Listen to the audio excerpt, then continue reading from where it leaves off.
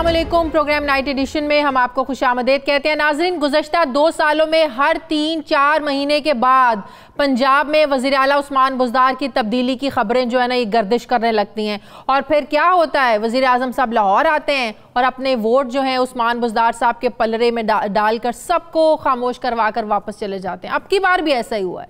गुज़श्ता हफ्ते पंजाब में -1 की खबरें ज़ोर शोर से गर्दिश कर रही थी। हत्ता कि वज़ारत आला की दौड़ में शामिल कुछ अफराद के नाम भी खबरों की जीनत बन चुके थे। वज़ीर आज़म हफ्ते वाले रोज़ लाहौर आए और फिर से वज़ीर आला पंजाब उस्मान बुज़दार को ओहदे पर बरकरार रखने की थपकी देकर वापस चले गए। लेकिन अब कहा यह जा रहा है कि वज़ीर आज़म ने उस्मान बुज़दार को तसल्ली तो दे दी है, लेकिन कल वज़ीर आज़म ने पंजाब के वज़ीर क़ानून राजा बिशारत से इस्लामाबाद में कहा मुलाकात की, जिसके बाद मुबैना तौर पर अब ये भी तज्ज़िये तबसरे हो रहे हैं कि वज़ीर आज़म की ये मुलाकात पंजाब में तब्दीली की जानिब से एक इशारा है। सीनियर सहाफ़ी सुहेल वड़ायत साहब ने भी आज अपने कॉलम पर इस मौजू पर बड़ी डिटेल में बात की और ये लिखा है कि लाहौर में बयान दिया गया कि बुज़दार बेखौफ होकर काम अपना जारी रखें, पंजाब में कोई तब्दीली नहीं आ रही है। दूसरी तरफ इस्लामाबाद में पंजाब के मुतबादिल उम्मीदवारों के हवाले से मीटिंग्स भी जारी हैं। गोया लाहौर में जो कुछ कहा गया वो गलत है या जो कुछ इस्लामाबाद में हो रहा है या वो गलत है। पंजाब में गुज़श्ता 2 सालों से गवर्नेंस की सूरत हाल ज़्यादा बेहतर नहीं है, ये सब लोग जानते हैं। 3 चीफ सेक्रेटरीज, 4 आईजीज तब्दील हो चुके हैं, काबीना में कई बार रद्दोबदल हो चुका है, 3 बार तो वजारत इत्तलात को तब्दील किया जा चुका है और मुख्तलिफ इदारों के सेक्रेटरीज तो वैसे ही कुछ अरसे के बाद तब्दील करना अब एक रिवायत बन चुकी है, ये कोई बड़ी बात नहीं रही। वज़ीर आज़म इमरान खान ने अपनी काबीना कारकर्दगी दिखाने के लिए उनको 6 महीने का अल्टीमेटम भी दिया है, यानी हुकूमत के पास डिलीवरी के लिए 6 महीने बहुत ज़्यादा अहम है। लेकिन पंजाब हुकूमत ना तो डिलीवर कर पा रही है और ना ही पंजाब को अभी तक अपना सियासी किला बना पाई है। क्या वज़ीर आज़म को अभी भी उम्मीद है कि उस्मान बुज़दार वसीम अकरम प्लस साबित होंगे? मैं बात करूंगी, मुझे ज्वाइन किया सीनियर सहाफ़ी तज्ज़ियाकार सुहेल वड़ायत साहब ने। अस्सलाम वालेकुम, बहुत बहुत शुक्रिया सुहेल वड़ायत साहब आपका। सुहेल वड़ायत साहब, पंजाब में तब्दीली के हवाले से बड़े ज़बरदस्त आपने पिछले दिनों आर्टिकल्स भी लिखे, लेकिन उसके बाद एक बहस शुरू हुई, तबसरे कि वाकई उस्मान बुज़दार तब्दील हो रहे हैं। लेकिन पिछले हफ्ते को वज़ीर आज़म साहब आए और हुकूमत ने इन तमाम खबरों को रूल आउट कर दिया कि किसी किस्म की कोई तब्दीली होने जा रही है। लेकिन एक जो तब्दीली आई जिसका जिक्र आपने भी अपने कॉलम में किया कि असद खोकर से इस्तीफ़ा ज़रूर ले लिया और वज़ीर आला के लगाए कि 2 बड़े अहम इंतज़ामी अफसरान को भी जो है फारिग कर दिया।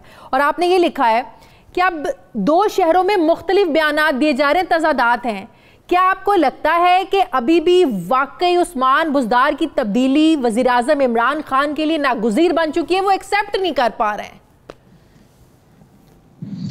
नहीं, मेरा ये ख्याल है कि अब ये सूरत हाल नहीं है। इमरान खान साहब ये तस्लीम कर चुके हैं कि ये तब्दीली होनी है। हाँ, उन्हें मुतबादल तलाश करने में और उस पर इत्तफाक करने में अभी मुश्किल पेश आ रही है। जो भी मुतबादल आता है उसके मुकाबले में जब उस्मान साहब का मुआजना करते हैं तो उन्हें वो अपने लिए बेहतर नजर आता है। लेकिन अल्टीमेटली जब वो एक मुतबादल के बारे में फैसला कर लेंगे तो उस वक्त तब्दीली आ जाएगी, क्योंकि देखें ना, ये सिर्फ एक बिशारत राजा साहब से मुलाकात नहीं हुई। आप देखें, सब्तैन खान साहब से मिल चुके हैं, अलीम खान साहब से मिल चुके हैं, मुराद राज से मिल चुके हैं, बहुत सारे लोग मिले हैं, जिससे पता चलता है कि पंजाब के हवाले से ही मीटिंग्स हो रही हैं और पंजाब में तब्दीली के हवाले से ही बातचीत हो रही है। हाँ, ये दुरुस्त है कि टाइमिंग का इख्तियार तो प्राइम मिनिस्टर के पास है और जाहिर है मुतबादल भी उन्होंने चुनना है, तो वो अपना उसमें वक्त ले रहे हैं, उन्हें लेना चाहिए। लेकिन मेरा ख्याल है अब ये आप है ना कि वज़ीर आज़म साहब शायद ये इसलिए भी नहीं कह रहे हैं कि भाई अगर आज मैं एक तब्दील कर दूंगा कल नया लेके आऊंगा, उस पर भी सबको एतराज़ होगा, मीडिया भी एतराज़ करेगा, ऑपोजिशन भी एतराज़ करेगी।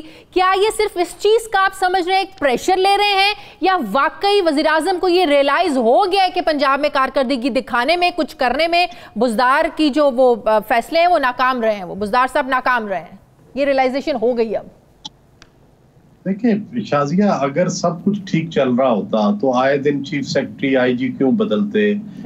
ये मिनिस्टर इमरान खान साहब आके क्यों किसी मिनिस्टर को फारिग करते, क्यों कमिश्नर को फारिग करते? आखिर सब ठीक चल रहा हो तो फिर तो ये किया जाता। फिर तो सिर्फ शाबाश दी जाती है या कोई बड़े फैसले किए जाते हैं, तो वो तो नहीं हो रहा। दूसरा ये है कि सिर्फ 44% यूटिलाइजेशन ऑफ डेवलपमेंट फंड हुई है, जिसका मतलब ये है कि आपके 56% फंड वापस चले गए। फिर दूसरी बात ये है कि मेरा अंदाजा ये है कि अब खान साहब को ये पता चल चुका है कि ये बुज़दार साहब के बस का खेल नहीं है, और वो जाहिर है मुतबादल लाना चाहते हैं, लेकिन ऐसा मुतबादल लाना चाहते हैं जो तजर्बाकार भी हो, जो उनका वफादार भी हो और जो डिलीवर भी कर सके। अब जाहिर है ये इन तीनों चीजों, जिसके पास ये तीनों खूबियां हो, ऐसा बंदा ढूंढना जाहिर है बड़ा मुश्किल है। सर ये आपका तजज़िया ही आपकी वाकई इंफॉर्मेशन है, क्योंकि कन्विंस लग रहे हैं कि तब्दीली आगे रहेगी पंजाब में। जी, मेरा ख्याल है कि तब्दीली के सिवा अगर ये तब्दीली पंजाब में ना आई तो फिर कुछ और हो जाएगा।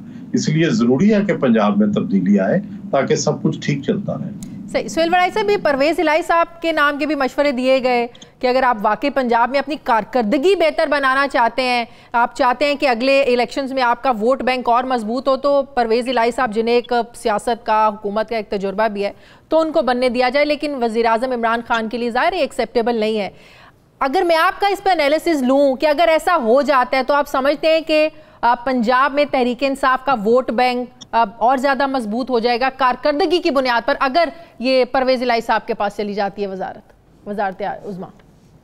देखिए, इस बात पे तो कोई शक नहीं कि परवेज इलाही साहब पॉपुलर वोट तो शायद ना ले सके, हाँ। लेकिन उनको हुकूमत चलानी आती है, उनको गवर्नेंस करनी आती है, हाँ। और वो जो तहरीक इंसाफ का जो इस वक्त वोट है उसको मुतमिन कर सकते हैं, उसको बढ़ा सकते हैं और नून लीग को कंटेन कर सकते हैं। ये खूबियां उनके अंदर मौजूद है। लेकिन दूसरी तरफ खान साहब या तहरीक इंसाफ का जो हार्ड कोर है, वो तहरीक इंसाफ के अलावा किसी और को चीफ मिनिस्टर बनाने पर रजामंद नहीं हो रहा। इलेक्शन के मौके पे भी ऐसा उन्होंने उसको रोका और आइंदा भी अभी कोई लचक नजर नहीं आ रही। हाँ, मैंने ये एक प्रपोजल लिखी है कि एक वक्त में इस पे गौर होता रहा कि काफ लीग को जम करना है तहरीक इंसाफ में, लेकिन जब इलेक्शन कमीशन से और दूसरे माहिरीन से पूछा गया तो पता चला कि ये मुमकिन ही नहीं है कानूनी तौर पर। इसके लिए री इलेक्शन करवाना, हाँ, उन्हें इस्तीफे देने पड़ेंगे और री इलेक्शन करना पड़ेगा, हल्कों से दोबारा जो है इलेक्शन लड़ना पड़ेगा। एक मुश्किल प्रोसेस है जो नहीं हो सकता। अच्छा, एक और बड़ी अहम चीज, क्या ये कंपैरिजन उस्मान बुज़दार का पहले दिन से ही, आपको भी पता है शहबाज शरीफ से किया जा रहा है कि शहबाज शरीफ जितने एक्टिव वजीर आला थे, उस्मान बुज़दार तो बिल्कुल ऑपोजिट है उससे, क्या ये कंपैरिजन बनता है उस्मान बुज़दार का? शहबाज शरीफ साहब को ज़ाहिर है उनका एक एक्सपीरियंस है, वो वज़ारत आला के ओहदे पर 2-3 बार फाइज रह चुके हैं, फिर उनका एक एक्टिव होना और दूसरे बड़े मामलात पर। क्या ये आपको लगता है कंपैरिजन करके गलती की गई, पहले दिन से उनको जो है ना वो इस प्रेशर में डाल दिया गया, भाई शहबाज शरीफ जैसा आला एक्टिव वजीर आला हमें नजर नहीं आ रहा है? जी, मेरा ख्याल है कि ये अनफेयर है कि शहबाज शरीफ साहब से उस्मान बुज़दार का जो है वो मुकाबला किया जाए। लेकिन उस्मान बुज़दार साहब अपने तौर पे तो कोई प्रेसिडेंट सेट कर सकते थे, वो कोई नहीं कहता कि आप शहबाज शरीफ बन जाएं या आप चौधरी परवेज इलाही बन जाएं या आप मंजूर वट्टू बन जाएं या कुछ और मुस्तफा खर बन जाए। नहीं भाई, आप उस्मान बुज़दार बन के दिखाएं। आप फर्ज करें, सिर्फ इतनी बात है कि आपने खुद ये तय किया है कि इस साल इतना बजट जो है वो तरक्कियात के लिए खर्च होगा और आप उसमें से सिर्फ 44% खर्चते हैं, 50% पे भी नहीं पहुंचते, तो आपने तो अपना टारगेट पूरा नहीं किया, तो आप इस पे किसको क्या कहेंगे? फिर ये जो इंतजामी अफसरों की तब्दीली है, बड़ा साफ तय है, 2 साल तो कम से कम आपको देने पड़ते हैं इंतजामी अफसरों को, तो ये 3 महीने बाद बदल देते हैं। ठीक है, फिर सेक्रेटरी सख्त आए उसके साथ नहीं चल सके, नरम आए उसके साथ नहीं चल सके, तो ये वो सारे सवालात हैं जिनका उनको जवाब, बड़े अच्छे आदमी हैं, बड़े शाइस्ता आदमी हैं, बड़े नर्म जो है नर्म खू है। बुज़दार साहब इसको लगाते भी हैं, वज़ीर आज़म आके बदल देते हैं। का मतलब ये नहीं कि वज़ीर आज़म को भी एतमाद नहीं है वज़ीर आला की चॉइस पर। 2 इंतजामी अफसरान जिनको अभी बदला है, हटाया है, तो वो कहते हैं वज़ीर आला नहीं लगाए थे। इसका मतलब वज़ीर आज़म को वज़ीर आला की चॉइस पर एतमाद ही नहीं है। देखिए ना जी, उन्होंने वो जो वजीर जो बुज़दार साहब ने लगवाया था, असद खोखर साहब, उस वजीर को भी फारिग कर दिया, हाँ। और वो सबसे करीब थे बुज़दार साहब के, तो इससे आप ये पता लगे कि वो बुज़दार साहब को मजबूत नहीं करके गए, उनके पर काट के गए। बिल्कुल मिनिस्टर साहब, बिल्कुल। थैंक यू वेरी मच, बहुत बहुत शुक्रिया। सीनियर सहाफ़ी तज्ज़ियाकार सुहेल वड़ाइच साहब मेरे साथ थे। नाज़रीन, मुझे प्रोग्राम में एक ब्रेक लेनी है, वापस आते हैं एक छोटे से वक्फे के बाद।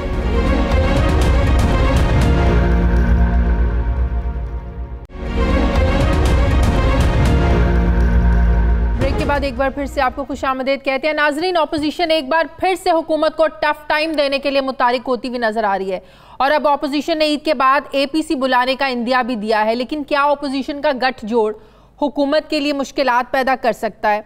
अगर गुज़श्ता 2 सालों में ऑपोजिशन की हुकूमत के खिलाफ की गई कोशिशों का अगर हम इसको एनालाइज करें, इसका तज्जिया करें, तो ऐसा लगता नहीं है कि हुकूमत को ज़्यादा परेशानी का सामना करना पड़ेगा, क्योंकि ऑपोजिशन की पहले बुलाई गई एपीसी से भी कुछ नहीं निकला था, कुछ नहीं हुआ था। दूसरी तरफ कल सुप्रीम कोर्ट ने नैब की गैर जानिबदारी पर कई सवालात उठा दिए। बड़ा अहम मामला है ये सवालात किसी ऑपोजिशन ने नहीं उठाए हैं, किसी एंकर ने नहीं उठाए हैं, किसी मीडिया में नहीं उठाए गए। ये सुप्रीम कोर्ट ने ये सवालात उठाए हैं नैब की गैर जानिबदारी पर। ख्वाजा साद रफ़ीक और ख्वाजा सलमान रफ़ीक के खिलाफ नैब केस से मुतालिक अपने तहरीरी फैसले में सुप्रीम कोर्ट का कहना था कि नैब ने मुकदमे में कानून की धज्जियां बिखेर दी हैं।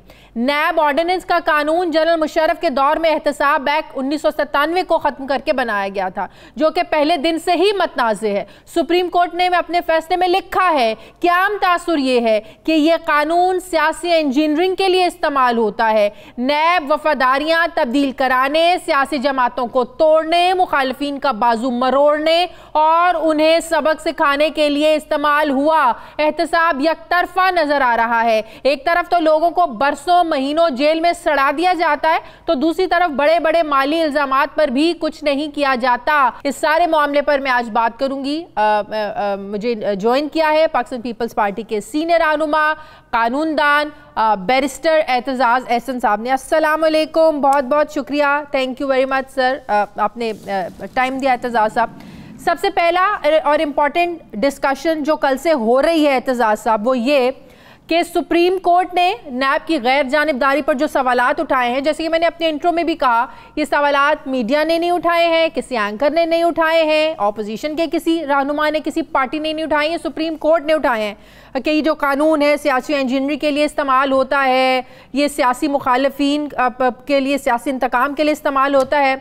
आप क्या समझते हैं एतजाज साहब कि कितना नागुज़ीर हो गया है अब नैब के कानून में तरमीम करना इन रिमार्क्स के बाद, इस फैसले के बाद, इस ऑब्जर्वेशन के बाद? सुप्रीम कोर्ट का फैसला इंतहाई अहम है। ये 2 जजेस का फैसला है और 2 जजेस से वैसे ज्यादा अगर 5 जजेस होते तो ज्यादा मोतबर होता, बट इसमें मेरे ख्याल में सुप्रीम कोर्ट के वो इंतहाई मोतबर जज साहब जो मकबूल बाकर साहब हैं, आप सिंध हाई कोर्ट के चीफ जस्टिस भी रहे हैं, इंतहाई दलेर, निडर और कानून जानने वाले। इस जजमेंट को ही आप पढ़ेंगे तो आपको मालूम होगा उनका मुतालिया कितना वसी है और किस कदर अमीक गहराइयों में और अमीक नुक्तों में वो गए हैं और कौन कौन सी नज़ीरें उन्होंने देखी हैं। एक बड़ा तवील फैसला और बड़ा जामे फैसला है। और आप दलेर, मैंने इसलिए कहा कि आप chief justice Sindh high court पे थे तो आप पे एक कातिलाना हमला हुआ था, खुदकुश हमला आपके का, और आप अल्हम्दुलिल्लाह आप बचे रहे, महफूज रहे और अल्लाह करे महफूज रहे। आप एक रियली लॉ नोइंग और कानून पे सोचने वाले जूरिस्ट किस्म के जज हैं और मैं इनकी तारीफ, अगर मुझे फ़र्ज करो इनके इस फैसले से इख्तलाफ होता और दीगर फैसले ऐसे हैं जिनसे मुझे थोड़ा बहुत इख्तलाफ, क्या ज़्यादा इख्तलाफ भी हो सकता है, लेकिन इनकी अपनी नॉलेज ऑफ लॉ और मेहनत और इनके मुताले से कोई इनकार नहीं कर सकता और इनकी नेक नियति से कोई इनकार नहीं कर सकता। दरअसल जस्टिस जावेद इकबाल साहब बिलखसूस जब से चेयरमैन बने हैं, जो कि खुद सुप्रीम कोर्ट के सीनियर प्यूनी जज रह चुके हैं और रिटायर एज द सीनियर जज ऑफ द सुप्रीम कोर्ट हुए थे, चीफ जस्टिस के बाद जो सीनियर जज होता है, और उसके बाद इन्होंने मुलाजमत ले ली ये चेयरमैन नैब की, जो सुप्रीम कोर्ट के जजी से बहुत नीचे की मुलाजमत है, जो इनको लेनी वैसे नहीं चाहिए थी मेरी राय में। इन्होंने ले ली। फिर इन्होंने बहुत कारकर्दगी दिखाने की कोशिश करते रहे हैं, प्रेस नोट्स उर्दू में जारी कर करके, और उन प्रेस नोट्स में आज इसकी इंक्वायरी खोल दी, आज उसकी इंक्वायरी खोल दी। इंक्वायरियां इन्होंने मेरा ख्याल है कोई 150 खोली है, और फैसला एक में भी फैसला नहीं लिया सिवाय इनकी रेफरेंस के रद्द किए जाने पे। तो आज तो हुकूमत ने खुद कह दिया है एतजाज साहब के प्रोसिक्यूशन की नाकामी को, भाई आप लोग ये ना समझे कि अगर प्रोसिक्यूशन नाकाम हो गई, नैब की प्रोसिक्यूशन कमजोर थी तो आप फरिश्ता हो गए। तो आप देखें 90% हाई प्रोफाइल केसेस में मुल्ज़मान की ज़मानत को देख लें तो आपको लगता है कि प्रोसिक्यूशन ही कमज़ोर है, केसेस कमज़ोर बनाए जाते हैं जिसकी वजह से मुल्ज़मान ज़मानतें लेने में कामयाब हो जाते हैं, भले ही उनके पास सबूत हो। नैब के पास वो बड़े बड़े डॉक्यूमेंट्स की बात करते हैं, 100% सबूतों की बात करते हैं, 8-8 महीने जेलों में रखते हैं, लेकिन आप आखिर फिर क्या वजह के इतने सबूत होने के बावजूद भी अगर आज कुछ साबित नहीं कर पाते तो ये तो आप लोगों की नाकामी है। क्या ये इस इदारे की नाकामी है? फिर ये मैं इस एक नाकामी ज़रूर है, तो मैं उस पर अर्ज करता हूँ, पर उससे पहले मैं एक जुमला आपकी से माजरत के साथ और आपकी इजाज़त के साथ ये कहता जाऊँ कि दोनों ख्वाजा बरादरान को मैं मुबारक भी देना चाहता हूँ। उन्होंने बहुत बड़ा फैसला लिया है, उनके हक़ में बहुत बड़ा फैसला आया और ये अहम फैसला होगा, और उनकी बरियत की शायद इसी पे बुनियाद बन जाए, गालिब इम्कान है कि बन जाएगी बरियत की। वक्त है कि नैब कोई नया शहादत और सबूत ना लेके आए। अब रही बात जहाँ तक ताल्लुक है कि नैब वाले और ये इनकी तफ्तीश और इनका इस्तगासा, इनके पास 2 मराहिल में मुकदमा आता है। एक मुकदमा, एक मरला होता है तफ्तीश का। बिल्कुल। तफ्तीश से मुराद होती है कि एविडेंस को कलेक्ट करना, जितने सबूत हैं उनको जमा करना, ये तफ्तीश का काम है। अगर मर्डर केस है मिसाल के तौर पे, और बंदूक किसी ने चला के और छुपाई दी है, किसी गले में दबाई हुई है, ऊपर मिट्टी डाली हुई है, तो उसको जब मुल्ज़िम जाके इशारा करके कहता है कि यहाँ नीचे अगर आप खोदेंगे तो बंदूक है जिससे गोली चली थी, जो गोली मकतूल को, मरने वाले को लगी थी, और अगर मरने वाले के जिस्म से वो गोली निकल आती है और बंदूक के ग्रूव के साथ मैच कर जाती है, हर बंदूक का, हर राइफल का जो बनाई गई है, हर राइफल जिस तरह अंगूठे का फिंगर प्रिंट मुख्तलिफ होता है, हर राइफल के ग्रूव का डिजाइन और वो मुख्तलिफ होता है, तो ये बता सकते हैं ये गोली इस राइफल से चली है। अगर वो खुद राइफल दिखाता है तो ये सबूत रिकवर कर रही है पुलिस, ये इसको तफ्तीश कहते हैं। हाँ। वो खून आलूद रुमाल भी जब बरी कराता है, वो खून आलूद कपड़े भी बरामद कराता है जो मुल्ज़िम है, ये सब तफ्तीश है। ये जब सारा सबूत आ गया, पुलिस के पास आ जाता है, तो पुलिस अदालत में एक चालान या ये जो नैब ऑर्डिनेंस है इसके तहत रेफरेंस, हाँ। इसको रेफरेंस कहते हैं वरना चालान कहते हैं। चालान पेश करती है अदालत में। अब एक नया मरहला आता है नैब के लिए, उन्होंने सबूत सारे जमा कर लिए, कंप्यूटर उठा लिए, कागज उठा लिए, ज़मीनों के कागजात और रजिस्ट्रियाँ उठा ली, ये ख्वाजा साद रफ़ीक की, ख्वाजा सलमान रफ़ीक की, सब कुछ उठा के अब उन्होंने पेश करना है इसको अदालत में। उसको कहते हैं, वो उस मरहले को कहते हैं प्रोसिक्यूशन या इस्तगासा। बिल्कुल, इस्तगासा। अमूमी तौर पे मैंने जो देखा है, ये जो नैब है ये तफ्तीश पे, कलेक्शन ऑफ एविडेंस पे तेज है, और उसकी बुनियादी वजह यह है कि 90 दिन आदमी को अंदर रखते हैं। 90 दिन जो चाहते हैं मनवा लेते हैं, उससे जो चाहते हैं उस पर डाल लेते हैं और फिर कहते हैं जी अब प्रोसिक्यूशन के लिए हम तैयार हैं, रेफरेंस फाइल होगी। सही। अब प्रोसिक्यूशन में इनके पास वो सलाहियत ही नहीं है कि वो बंदूक जो गले से निकाली है और मुल्ज़म ने ऊपर सर पे खड़े होके निकाली है पॉइंट आउट करके, सही, उसको ये साबित कर सके अदालत में फिर ये साबित करना है और हर कड़ी को साबित करना है सही कि ये बंदूक वहाँ से निकाली बड़े बड़े केसेस बना लेते हैं, सही कर पाते। इसी से जुड़ा एक और सवाल, जब हुकूमत और अपोजिशन दोनों को इस कवानीन में तरमीम चाहती हैं, एतराज़ भी है, तो फिर करने में रुकावट कहाँ पर है? हुकूमत खुश नहीं है, ओपोजिशन भी मुतमईन नहीं है, तो एतजाज़ से फिर रुकावट कहाँ पर है? अब क्यों नहीं? अब 2 साल हो गए, वैसे तो पीपल्स पार्टी का भी दौर गुजरा, नून लीग का भी दौर गुजरा, किसी ने इस तरफ ध्यान ही नहीं दिया, आज सब लोग तंग हैं। मेरा ख्याल है कि एक कंसेंसस तो पार्लियामेंट में क्रिएट हो गया है कि इसकी तरमीम होनी चाहिए। लेकिन क्या तरमीम है ये, इस पे कंसेंसस शायद ना हो। हुकूमत जो इस वक्त कुर्सी पे बैठी है वो अपने आप को महफूज समझती है और अपोजिशन जो अपने आप को, जो कुर्सी पे नहीं बैठी, वो उसका रवैया ख्वाजा साद रफीक और ख्वाजा सलमान रफीक जैसा है कि वो अपने आप को गैर महफूज समझते हैं इस नैब की तलवार से।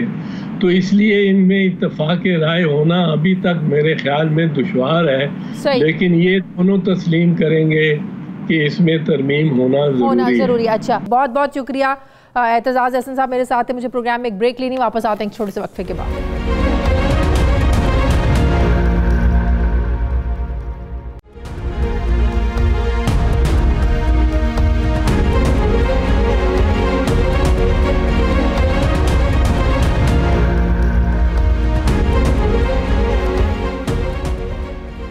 नाज़रीन, पाकिस्तानी सियासत में दोहरी शहरियत का मामला पहली बार ज़ेर बहस नहीं आया है। 2012 में सुप्रीम कोर्ट ने दोहरी शहरियत रखने वाले कौमी और सूबाई असम्बलियों के 11 अरकान को नाअहल करार देते हुए उनसे तमाम मराहत और तनख्वाहें वापस लेने का हुक्म दिया था। 2018 में भी यह मामला सुप्रीम कोर्ट में ज़ेर बहस आया था और सुप्रीम कोर्ट ने नून लीग के 2 सेनेटर्स को नाअहल करार दिया था। आइन के मुताबिक भी दोहरी शहरियत वाला कोई भी फ़र्द जो है वो असम्बली या सेनेट का रुकन नहीं बन सकता है, लेकिन आइन वज़ीर-ए-आज़म को ये इजाज़त ज़रूर देता है कि वो गैर मुंतखब अफराद को अपने मुशीरान और मुआविनीन मुकर्रर कर सकते हैं। वज़ीर-ए-आज़म के 4 मुआविनीन दोहरी शहरियत के हामिल हैं। मुआविन खुसूसी बराए ओवरसीज़ पाकिस्तानी जुल्फ़ी बुखारी ने तो अपनी दोहरी शहरियत को तस्लीम किया है। जुल्फ़ी बुखारी ने अपने एक बयान में कहा है कि वज़ीर-ए-आज़म की दावत पर डोनाल्ड ट्रंप को भी काबीना इजलास में मदऊ किया जा सकता है। हमारे पास तो फिर भी पाकिस्तान की जो है ना वो शहरियत भी है। और 2018 में ही वज़ीर-ए-आज़म इमरान खान के मुआविन खुसूसी बराए ओवरसीज़ पाकिस्तानी जुल्फ़ी बुखारी की तैनाती को चैलेंज किया गया था, लेकिन अदालत ने उनकी तैनाती को वज़ीर-ए-आज़म का सवाबदीदी इख्तियार करार देते हुए उनकी अहलियत और ओहदे से हटाने से मुतालिक दरख्वास्त को मुस्तरद कर दिया था। वज़ीर-ए-आज़म के मुआविन खुसूसी के असासे डिक्लेयर करने के बाद सामने आने वाली तफसीलात में यह भी इंकशाफ हुआ है कि वज़ीर-ए-आज़म के अक्सर मुआविनीन ने अपने टैक्स रिटर्न्स भी ज़ाहिर नहीं किए। इस सारे मामले पर हुकूमत काफ़ी प्रेशर में है। हुकूमती अरकान इसका दिफा तो कर रहे हैं, लेकिन साथ में ये भी कह रहे हैं कि गैर मुंतखब अफराद को काबीना का हिस्सा नहीं होना चाहिए। अब सवाल ये है कि क्या वज़ीर-ए-आज़म अब अपने नज़रिए के मुताबिक दोहरी शहरियत वाले जो उनके मुआविनीन हैं उनके ख़िलाफ़ कोई एक्शन लेंगे? मैं बात करूंगी, मुझे ज्वाइन किया है वज़ीर-ए-आज़म के मुआविन खुसूसी बराए ओवरसीज़ पाकिस्तानी जुल्फ़ी बुखारी साहब ने। अस्सलाम वालेकुम, बहुत बहुत शुक्रिया जुल्फ़ी साहब आपका। जुल्फ़ी साहब, आप समेत जितने भी मुशीर मुआविन खुसूसी हैं, ज़ाहिर है उन पर कोई आइनी कानूनी पाबंदी तो है नहीं दोहरी शहरियत के हवाले से और अपने एसेट्स को डिक्लेयर करने के हवाले से, लेकिन एसेट को डिक्लेयर करके जो आप लोगों ने एक अच्छी एग्जाम्पल सेट की है, इस पर तारीफ़ भी हो रही है। ज़ाहिर है माजी में कभी ऐसा हुआ नहीं है, लेकिन अब जो एक मामला है जो बड़ा डिस्कस भी हो रहा है, जिस पर आप लोगों को क्रिटिसाइज़ भी किया जा रहा है, वो है दोहरी शहरियत का डुअल नेशनलिटी का। क्या आप लोग कैबिनेट मीटिंग में बैठते हैं जहाँ डिसीजन मेकिंग होती है, आम फैसला साजी होती है, तो मॉरली जो ऐसे पीएम्स हैं जिनकी दोहरी शहरियत है उन्हें फिर मॉरली खुद ही अपनी जो दूसरे ममालिक की जो शहरियत है उसको छोड़ देना चाहिए। लेकिन एक अहम बात कि किसी को शक नहीं है आप लोगों की हुब्बुल वतनी पर, ना ही किसी को होना चाहिए, ना इसको कोई क्वेश्चन कर रहा है, बल्कि बात है इमरान खान साहब के उन उसूलों की, उस नज़रिए की, उस बयानिए की जो वो माजी में कहा करते थे दोहरी शहरियत के हवाले से। क्या कहेंगे इस पर? अगर आप शाजिया शक नहीं कर रही तो फिर सवाल कैसा? सवाल मैं इसलिए पूछ रही हूँ कि हमें भी छोड़ दें, मीडिया को भी छोड़ दें, आपके अपने कैबिनेट में बैठे लोगों को इस पर एतराज़ है। देखें, जहाँ तक सुप्रीम कोर्ट के 1 बाय 1 चलते हैं, जहाँ तक सुप्रीम कोर्ट की बात है, ये रहा सुप्रीम कोर्ट का डिसीजन। ये मेरे केस में as a SAPM dual national का हाईएस्ट कोर्ट पाकिस्तान के अंदर चीफ जस्टिस साकिब निसार साहब का, और इसमें वाज़े तौर पे बोला हुआ है कि आप सुप्रीम कोर्ट आप SAPM बन सकते हैं और ड्यूल नेशनैलिटी भी रख सकते हैं। तो ये होगी पहली बात रद्द कि कोई इसमें कानून के खिलाफ कोई चीज़ हुई है, पहली चीज़। दूसरी चीज़ आ गई डिसीजन मेकिंग कैबिनेट में। SAPM कभी भी डिसीजन मेकर हो नहीं सकता, क्योंकि उसकी हर एक चीज़ जाती है प्राइम मिनिस्टर हाउस, और प्राइम मिनिस्टर, अगर आप मिनिस्ट्री में जैसे कि मैं हूं, तो minister in charge prime minister है, और फाइल साइन उनने करनी होती है, PM ऑफिस ने करनी होती है। हम सिर्फ एक असिस्टेंट हैं जो हर चीज़ काम यहाँ करके रिपोर्ट PM ऑफिस में करते हैं। तो डिसीजन मेकर एक SAPM नहीं होता। ये दूसरी कानूनी बात। तीसरी चीज़ ये कि एक कॉन्स्टिट्यूशनल पोस्ट नहीं है शाजिया। तो अगर ये कॉन्स्टिट्यूशनल पोस्ट नहीं है तो इस पे वो रूल्स अप्लाई नहीं करते, इसलिए मैं केस जीता। चौथी बात आपकी कि जी मॉरली आपको करना चाहिए। देखें, अगर मॉरली आप लोग हमारी लॉयल्टी पे शक नहीं करते तो फिर सवाल ही नहीं उठता। बात यह है कि अगर आप मॉरली समझते हैं कि हम मुल्क के वफादार हैं, तो फिर इतनी क्या बेचैनी लोगों को कि ड्यूल नेशनल है नहीं है। बात सिर्फ हमारे एतराज़ उठाने की नहीं है, सवालात तो आप लोगों की अपनी पार्टी के अंदर से उठ रहे हैं, कैबिनेट के लोगों के जो है ना, आपकी कैबिनेट के लोग सवाल उठा रहे हैं कि, और बात वज़ीर-ए-आज़म साहब के उसूलों की है, बयाने की, जो माजी में किया करते थे। फिर वज़ीर-ए-आज़म साहब किस कॉन्टेक्स्ट में वो सारी बातें किया करते थे दौरी शहरियत के हवाले से, कि दौरी शहरियत वालों को हुकूमत साजी का हिस्सा नहीं होना चाहिए, उनको कैबिनेट का हिस्सा नहीं होना चाहिए, अहम फैसला साजी करनी होती है, तो ये तज़ादात आ जाते हैं इसमें। तो फिर वो किस कॉन्टेक्स्ट में बात किया करते थे माजी में? आई थिंक जो आप लफ्ज़ इस्तेमाल कर रही हैं कॉन्टेक्स्ट, ये बहुत ज़रूरी है। आप उनकी कोई भी स्पीच उठा के देखें, आप देखें कि जब वो बात करते हैं उनका कॉन्टेक्स्ट क्या है। कॉन्टेक्स्ट ये है कि लोग यहाँ 50-70 साल की उम्र के बाद इकामा या ड्यूल नेशनैलिटी किसी मुल्क की लेके, जो यहाँ उनने पैसे पाकिस्तान से कमाए हुए हों, करप्शन के पैसे, वो उसको उसके जरिए बाहर ले जाते हैं। सही। तो जब भी आप उनकी कोई भी ऐसी स्टेटमेंट देखें, वो देखेंगे कि आप कहेंगे कि पार्लियामेंट में बैठे हुए हैं, करप्शन कर रहे हैं और वही पैसे बाहर लेके जा रहे हैं अपनी इकामा पे या ड्यूल नेशनैलिटी के ऊपर।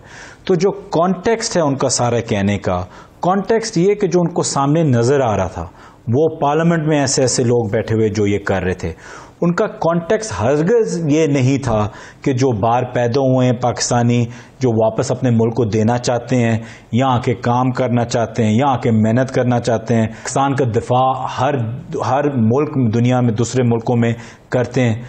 तो कॉन्टेक्स्ट की बात है, और कॉन्टेक्स्ट ये था कि ये एहसन इकबाल और ख्वाजा आसिफ जैसे। अच्छा, कैबिनेट मीटिंग हर हफ्ते जो होती है, बहुत से ऐसे SAPMs हैं जो हर हफ्ते होने वाली मीटिंग्स में जो है ना वो शरीक होते हैं। क्या आप भी हर हफ्ते की जो कैबिनेट इजलास होता है, मीटिंग होती है, उसमें होते हैं, या बाय इनविटेशन आप लोगों को बताया जाता है कि किस मीटिंग में किस SAPM ने शामिल होना है, किसने शामिल नहीं होना है? हर SAPM, हर ब्यूरोक्रेट, कोई भी गेस्ट कैबिनेट के अंदर वो बाय इनविटेशन आता है। जो हम SAPMs, चाहे मैं हूं चाहे कोई और हो, हम कैबिनेट के मेंबर नहीं हैं, हमें बुलाया जाता है, तो हम परमानेंट मेंबर हैं ही नहीं। PM साहब किसी को भी बुला सकते हैं कैबिनेट में, वो उनका हक है, वो प्राइम मिनिस्टर हैं। अब क्या ऑपोजिशन क्या PM के हक उनसे लेना चाहते हैं कि आप कैबिनेट में किसी को भी नहीं बुला सकते जब तक क्या ऑपोजिशन अप्रूव करे, जब तक नून लीग अप्रूव करे हम अपने कैबिनेट तब बुलाएं। तो उनको पूरा हक है बाय इनविटेशन। मैं परमानेंट मेंबर नहीं हूं, कोई और SAPM परमानेंट मेंबर नहीं है। लेकिन ये भी तो एतराज़ है ना कि आप लोगों की तरफ से तजावीज़ जाती हैं, आप लोग सजेशन देते हैं अहम मामलात पर जिन पर कानून साजी फैसला साजी होनी होती है, उस पर आप लोगों की तजावीज़ तो जाती है ना, आप लोग तजावीज़ तो देते हैं अपनी अपनी वजारत से मुतालिक मामलात को, ज़ाहिर आप लोग डील करते हैं। शाजिया, अगर पीएम चाहें तो वो आपको कैबिनेट में भी बुला सकते हैं और आप भी अपना ओपिनियन दे सकती हैं। हाँ। अब ओपिनियन कितने दूर जाता है, कितना सुना जाता है, कितना, इसमें तो मैं परसेंटेज दे नहीं सकता, लेकिन ये है कि जो भी कैबिनेट में बुलाया जाए उसको किसी वजह से बुलाते हैं कि वो उससे कोई कुछ चीज़ पूछनी हो, कोई इंफॉर्मेशन लेनी हो, और वो उनका काम है इंफॉर्मेशन देना। अगर हम स्पेशल असिस्टेंट बैठे हुए हैं प्राइम मिनिस्टर के, तो हमारा काम है कि वो पूछें कि अच्छा जी असिस्टेंट साहब बताएं कि क्या हो रहा है इधर, ये क्या है, ये क्या है, और आपको बताना होता है। अब ये कहना कि हमें बुला के, तो इसका ये वजह है कि जी ऐसे पीएम फैसले कर रहे हैं, जैसे कि मैं बोलूं कि मैं एक पेंसिल भी नहीं खरीद सकता अपनी मिनिस्ट्री में साइन के साथ।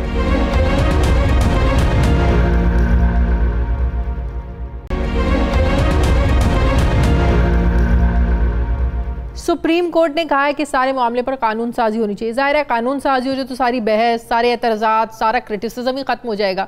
तो आप लोग इस पर गौर करें, हुकूमत के प्लान में है कि दोबारा इस पर ये एतराज़ात ना उठे, कानून साजी होनी चाहिए इस पर। शाजी, ऐसे पीएम्स पे तो कानून बना हुआ है, एडवाइजर्स पे भी कानून बना हुआ है, तो क्या कानून साजी होनी चाहिए? कानून में वाज़ेह होना चाहिए, लिखा होना चाहिए। एडवाइजर नहीं बन सकता, ड्यूल नेशनल एमएनए नहीं बन सकता, ड्यूल नेशनल सेनेटर नहीं बन सकता, ड्यूल नेशनल एमपीए नहीं बन सकता, तो इसमें और क्या कानून साजी आप चाहते हैं? वाज़ेह नहीं है, कानून में कहीं लिखा हुआ है, कानून में वाज़ेह होना चाहिए कि दोहरी शहरियत रखने वाले जो ऐसे पीएम्स हैं, इनको इजाज़त है, किसी को एतराज़ नहीं होना चाहिए, कोई इनको बिल्कुल इजाज़त देता है कानून, ये वाज़ेह होना चाहिए कानून के अंदर। नहीं, लेकिन नहीं, इस पे कानून है, खत्म हो गया, डिसीजन हो गया इसमें। ये तो आप अपने फैसले की बात कर रहे हैं जो आपके हक में आया। ये तो ऐसे ही बहस चढ़ी हुई है क्योंकि शायद और कुछ करने के लिए है नहीं। एफडीआईज इंक्रीज हो गई हैं पाकिस्तान में, रेमिटेंसेस इस महीने ज्यादा हो गई हैं, ओवरसीज पाकिस्तान के अंदर आके हिस्से में सोसाइटी में शिरकत कर रहे हैं, फैक्ट्रीज लगा रहे हैं, हॉस्पिटल्स बना रहे हैं। तो मैं तो समझता हूँ ये सारी चीज इसलिए की जा रही है क्योंकि एफडीआईज, रेमिटेंसेस और ओवरसीज क्योंकि वापस आ रहे हैं, तो पाकिस्तान तरक्की कर जाए। मैं तो समझता हूँ इसलिए ऑपोजिशन नहीं उठाया हुआ है, और तो कोई बात मुझे नजर नहीं आ रही। ना कोई कानून साजी की जरूरत है, ना कोई किसी और चीज की जरूरत है, कि हर लॉ वाजे है। तो ये तो इसलिए किए जा रहे कि पाकिस्तान को किसी न किसी तरीके से तरक्की ना करने दें, बस। अच्छा जुल्फी बुखारी साहब, क्या ये बात दुरुस्त है कि आप लोगों की कैबिनेट के अंदर भी तनकीद होती है? बल्कि ये तो मीडिया पर आकर जो है ना, वो फवाद चौधरी साहब ये बात कर चुके हैं, गुलाम सरवर साहब ने बात की कि मैं जब कैबिनेट मीटिंग में जाता हूँ तो पता ही नहीं चलता भाई कौन कौन बैठा हुआ है, हम तो किसी को जानते नहीं, हम नहीं जानते। एक आम आवाम क्या जानती होगी कि कैबिनेट में जहाँ इतना अहम मामलात को डील किया जाता है, इस तरह के लोग बैठे हुए हैं जिन्हें हम पहचानते नहीं है। और फिर कहा जाता है कि पार्टी के अंदर जो है वो नॉन इलेक्टेड लोगों को ज़्यादा तरजीह दी जाती है बजाय इसके कि जो इलेक्टेड लोग हैं, इलेक्टेड लोगों की उतनी नहीं सुनी जाती जितनी नॉन इलेक्टेड लोगों की सुनी जाती है। तो क्या ये बात, ये तासुर दुरुस्त है जो बाहर आके लोग मीडिया पर इस तरह के शिकायतें भी लगाते हैं आपकी पार्टी के अपने लोग? देखें, जैसे कि मैंने आपको बोला है कि 2020 में ड्यूल नेशनैलिटी का एक इंटेलेक्चुअल एकेडमिक डिबेट है। इसमें कोई सही नहीं है, कोई गलत नहीं है। अगर मैं बोलूं कि ड्यूल नेशनल्स को नहीं इजाजत होनी इलेक्शन लड़ने की, आप बोलें कि होनी चाहिए, इसमें आप गलत नहीं है और मैं सही नहीं हूं, क्योंकि दुनिया में हर किस्म के मिसाइल हैं। आप देख सकते हैं कि इंग्लैंड में आपको इजाजत है, किसी और मुल्क में आपको इजाजत नहीं है। तो इसमें डिबेट की जाए, लेकिन कोई इंटेलेक्चुअल लेवल पे डिबेट की जाए कि क्या वजूहात हैं, क्यों, यस पाकिस्तान को 10 साल बाद किधर होना है, क्या हम अपने डायस्पोरा को, हमें 10 साल बाद उनकी जरूरत है, उनको वापस लेके आना है, नहीं लेके आना, पाकिस्तान से एक्सक्लूड करना है या नहीं करना। तो ये डिबेट है कि आपको पाकिस्तान को किस तरफ लेके जाना है। जुल्फी साहब, ओवरसीज पाकिस्तानी को इलेक्शन लड़ने का हक देना, ये मामला ज़ेर गौर है आप लोगों की हुकूमत में इस वक्त? जी बिल्कुल। मैंने प्रेसिडेंट साहब को एक पेपर भी दिया था इस पे, वो भी इस पे गौर कर रहे हैं। वोटिंग राइट्स उनके ठीक कर रहे हैं। हमारा लॉ जो था कि हम वोटिंग के लिए आपके पास पासपोर्ट और नाइकअप होना चाहिए, तो हम अभी ये कोशिश कर रहे हैं कि नहीं, उनमें से एक भी होना चाहिए तो काफी है वोट देने के लिए। फिर एक रिकमेंडेशन मैंने आगे भेजी कि ड्यूल नेशनल को इलेक्शन लड़ने का हक होना चाहिए, और ओथ लेने से पहले वो दूसरा पासपोर्ट सरेंडर कर दे। सही। तो ये भी एक डिबेट है। मैं गलत हो सकता हूं, मैं सही हो सकता हूं। ये वज़ीर आज़म को भी नहीं, ये मैंने प्रेसिडेंट साहब को दिया था क्योंकि वो उसको टेक अप कर रहे थे। तो इस पे हम डिबेट करते हैं 2 वे कि नहीं, लेकिन ये इलेक्शन से पहले गिव अप कर दो। मैं कहता हूँ नहीं सर, इलेक्शन के बाद अगर कोई आ रहा है उसको आपको वेलकम करना चाहिए।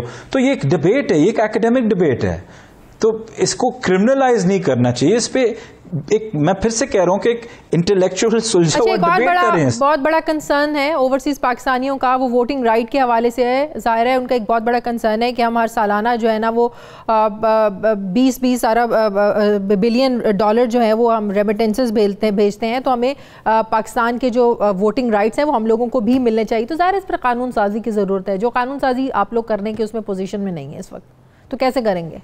हम इसको निकाल लेंगे और हमने काफ़ी कानून असेंबली के थ्रू पास कराए हैं और इंशाल्लाह इस पे भी हम निकाल लेंगे। हाँ, जो मैंने अभी सूरत हाल देखी है ऑपोजिशन की और वो कितने ओवरसीज के अगेंस्ट हैं और इतने एंटी ओवरसीज उनके अंदर जरासीम है, वो मैं पिछले 2-3 दिनों से देख रहा हूँ। लेकिन हमारा काम है कि हक पे खड़ा होना, तो हम असेंबली में जरूर डालेंगे और देखते हैं कि ऑपोजिशन ओवरसीज के साथ। अगर वज़ीर-ए-आज़म साहब ये प्रेशर समझते हैं और ये कहते हैं कि भी मेरा तो एक माजी का एक नज़रिया था, मौक़िफ़ था दोहरी शहरियत के हवाले से, मैं उस नज़रिए उस बयानिए पर कायम हूँ, तो दोहरी शहरियत वाले जो मेरे ऐसे PMs हैं उनको दोहरी शहरियत छोड़ देनी चाहिए। तो ज़ाहिर है आप लोग कहते हैं हमारा जीना मरना यहाँ पर है, पाकिस्तान की खिदमत करने आए हैं, यहीं रहने आए हैं, यहाँ के लोगों को हमें सर्व करना है, तो फिर ज़ाहिर है फिर तो आप लोग छोड़ देंगे। अगर PM साहब का हुक्म हो तो क्यों नहीं छोड़ेंगे। सही, ठीक है। लास्ट क्वेश्चन, जुल्फी साहब, ओवरसीज पाकिस्तानी इस कोरोना पेंडेमिक में, ज़ाहिर है आपकी वज़ारत से जुड़ा हुआ सवाल है ये, जो जॉबलेस हुए हैं, ज़ाहिर है अब उनका एक बहुत बड़ा कंसर्न है। कुछ लोग तो यहाँ पर पाकिस्तान भी आए, तो वो लोग कहते हैं कि आप लोग यहाँ की जो पाकिस्तानी हुकूमत है वो वहाँ मिडिल ईस्ट में, ज़ाहिर है जो लोग इस वक्त बेरोज़गार हुए बैठे हैं, वहाँ की गवर्नमेंट से आप लोग बात करें उनकी नौकरियों के हवाले से, तो इस हवाले से आप लोग कुछ कर रहे हैं जो इतने लोग जॉबलेस हो गए हैं इस पेंडेमिक की वजह से? जी, उनकी गवर्नमेंट से बात हो रही है। मैं आपको खुशखबरी भी ये दे दूं कि 10 साल बाद कुवैत के साथ हमारे बड़े अच्छे ताल्लुकात हो रहे हैं और हमने कुछ अभी 600 लोग इस पेंडेमिक के बावजूद हम कुवैत भेज रहे हैं और UAE के साथ इंशाल्लाह हमारी बहुत अच्छी एक मुलाकात होगी बहुत जल्द। तो इंशाल्लाह हम जिस तरीके से कुवैत ने और पाकिस्तान ने मिलके इस पेंडेमिक का सामना किया है, हमारे ले ऑफ्स बहुत कम हुए हैं। अगर आप दूसरे हमारे आसपास के मुल्कों के साथ कंपेयर करें तो हमारे ले ऑफ्स बहुत कम हुए हैं, बहुत ज़्यादा कम हुए हैं। मैं आपको एग्जांपल अगर दे दूं, सऊदी अरेबिया में हमारे लोग जिनको नौकरी से निकाला गया 10,000 फिगर है और उस 10,000 फिगर में से 5,100 ऐसे लोग हैं जो कोरोना से पहले लेड ऑफ हो गए थे। जो हमारा हर महीने का 5,000 बंदा वापस आता है, 10,000 बंदा जाता है, ये उस फिगर में है। तो अगर आप देखें कोरोना की वजह से सऊदी अरेबिया से स्पेशली सिर्फ 5,000 लोग नौकरी से उनकी नौकरी ख़त्म हुई है। तो अल्हम्दुलिल्लाह मैं समझता हूँ, देखें जिस तरीके से कोरोना हैंडल हुआ है, जिस तरीके से रिपैट्रिएशन हुई है, जिस तरीके से हमने अपने लोगों को प्रोटेक्ट किया है, इंटरनेशनल अखबार लिख रहे हैं कि पाकिस्तान लीडर था इस चीज में। गल्फ न्यूज का आर्टिकल था कि India should learn from Pakistan. तो आई थिंक इन चीजों पे हमें फख्र करना चाहिए कि जो हमने काम बड़े जबरदस्त किए। इसके बावजूद कि जी हम किसी तरीके से पाकिस्तान को और भी ये कि ओवरसीज कोई ना आए, फॉरेन इन्वेस्टमेंट कोई ना आए। अभी कल शोज क्या परसों शोज ये होंगे कि फॉरेन इन्वेस्टमेंट क्यों आ रही है पाकिस्तान में। बहुत शुक्रिया, बहुत शुक्रिया वज़ीर आज़म के मुआविन खुसूसी बराए ओवरसीज पाकिस्तानी जुल्फी बुखारी साहब मेरे साथ थे। नाज़रीन, हमारे प्रोग्राम का वक्त खत्म हो गया है। प्रोग्राम के लिए आप फीडबैक ज़रूर दीजिएगा। मेरी आपसे मुलाकात होगी कल। अपना ख्याल रखिएगा। मुझे इजाज़त दीजिए। अल्लाह हाफ़िज़।